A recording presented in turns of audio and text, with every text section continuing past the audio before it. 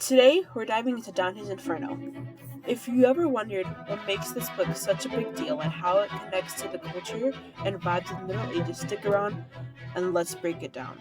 Okay, so first off, Dante's Inferno is a part of this larger work called the Divine Comedy, but don't let the name fool you. There's nothing funny about it. This is a poetic journey through hell, guided by the Roman poet Vigil, and it's like the ultimate medieval mashup of horror, philosophy, and moral commentary. Now, here's where it gets interesting. The Inferno isn't just some made up fantasy world. Dante used it to call out real issues from his time. It's loaded references to politics, religion, and even his own people who wronged him. Yeah, Dante literally put his enemies in hell.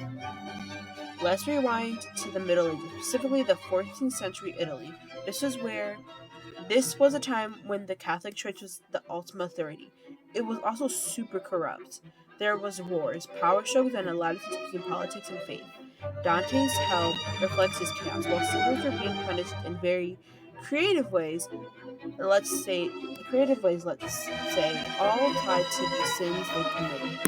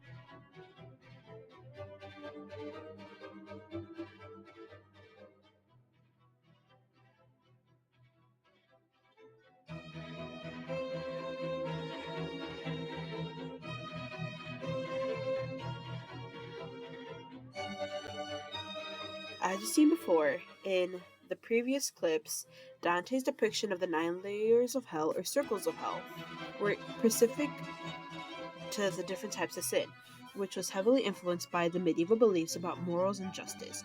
People back then took concepts like sin and salvation very seriously, like your eternal faith was a hot topic at the dinner table. The structure of hell, from limbo to treachery, shows how obsessed the Middle Ages were with categorizing things. Even sin, everything had a place, and every sin had a punishment. And these weren't just random. There was this thing they called cantrapasso. I don't know. I'll put it on the screen. Which means the punishment that matches the crime. For example, fortune tellers in hell have their heads turned backwards because they try to see the future. Creepy, right? But the Inferno isn't just a medieval burn book. It's also a deep reflection of how people use their relationships with God and the universe. Back then, life was rough. Plague, wars, you name it. So a lot of medieval art and literature, including Dante's work, focus on the idea of finding order and meaning in all the chaos. Plus, Dante's use of Vigil as his guide connects the Middle Ages to ancient Rome. People in Dante's time were obsessed with classical antiquity. They saw themselves as inheritors of the Roman culture, even as they tried to rekindle it with Christian beliefs.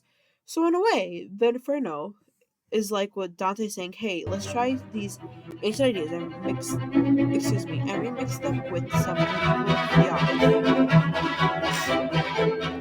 Here's why Dante's Inferno still works in today's era. It's a snapshot of the Middle Ages, and it also asks questions we're still grappling with. What does justice look like? How do we do with corruption? And what does it mean to be a plus? Let's be honest, the medieval is empire enforces the suffering storytelling. So yeah, Dante's Inferno is a little bit more than a spooky read. It is a window to the medieval mindset and a reminder that some questions are going to be.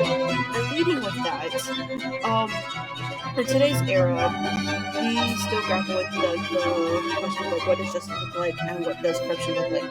And we had a very not good example, but a very interesting example of how people think corruption and justice should be dealt with over these past weeks over killing that CEO. So yeah, so obviously we still struggle with some issues that Dante had to witness while reminded their time.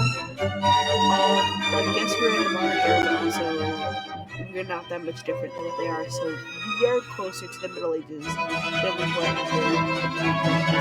the time because of how much war is happening. The pandemic that happened 4 or 5 years ago.